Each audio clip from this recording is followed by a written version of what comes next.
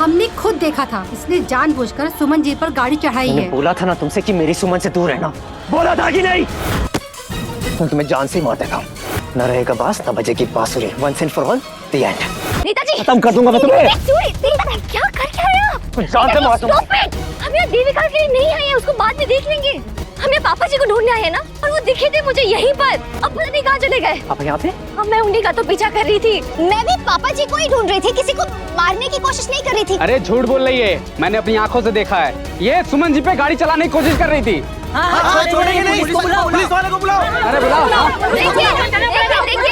Thank you so much. आप सबकी वजह से इंदौर एक सेफ सिटी है। हर एक इंदौरी एक दूसरे का साथ देता है, एक दूसरे के लिए खड़े रहता है, तो उसके लिए बहुत बहुत थैंक यू। लेकिन अब ये मैटर हमारा है, हम खुद संभाल लेंगे। आप सबका बहुत बहुत शुक्रिया। नेताजी, देविका को हम बाद में देख लेंगे। कहाँ जाएगी? मेरा पीछा ही करेगी, जहाँ मैं होंगी वहाँ रहेगी, एक फेल्ड प्लान के साथ। दोस्तों, आने वाले एपिसोड में आपको देखने के लिए मिलेगा कि सुमन को उसके भाई के हत्यारे की सच्चाई पता लग चुकी है। सुमन जो है, अब जो भी हत्यारा है उसके बारे में इंसाफ मांगने के लिए वो पुलिस स्टेशन जाने वाली है। लेकिन वहीं पर सुमन का जो पूरा परिवार है उसे रोकने की कोशिश करता है, लेकिन सुमन जो है वो किसी की नहीं सुनती। सुमन यही चाहती है कि मेरा भाई है और मेरे भाई को इंसाफ मिलना चाहिए, क्योंकि उसके भाई के साथ में जो कुछ भी हुआ है गलत हुआ है।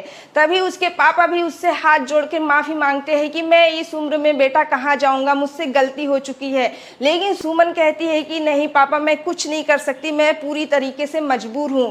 तीर्थ भी सुमन से कहता है कि प्लीज़ मेरे पापा को माफ़ कर दो, मेरे पापा ने जो कुछ भी किया गलती में किया, अब उनको इस बात का पूरा पश्चाताप है। लेकिन सुमन जो है ये सारी बातें मानने को तैयार नहीं है। वो कहती है कि कुछ भी हो जाए मैं अपने भाई को इंसाफ दिलाकर ही रहूंगी, और वहाँ से वो निकल जाती है पुलिस स्टेशन।